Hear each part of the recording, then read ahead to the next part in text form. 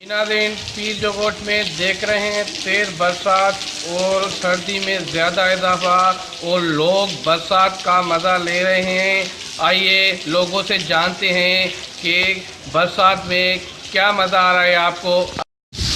दोस्तों, आप देख सकते हैं कि पीरगोट में बारिश शुरू हो चुकी है और बारिश की वजह से सर्दी में भी काफ़ी इजाफा हो चुका है। पूरी सिंध में बारिश बल्कि हैदराबाद से शुरू हो चुकी है और अभी पीरगोट में बारिश थाम नहीं रही है। अभी देख रहे हैं कि हम यहाँ खड़े हैं और सर्दी में भी काफ़ी इजाफा है। यहाँ पीरगोट में बहुत बरसात हो रही है। हम घूमने जा रहे हैं बरसात में और हवाएं भी लग रही है ठंडी ठंडी, जहाँ पर बहुत मज़ा आ रहा है। यहाँ पर हम सारे दोस्त मिलकर वहाँ घूमने जाते हैं।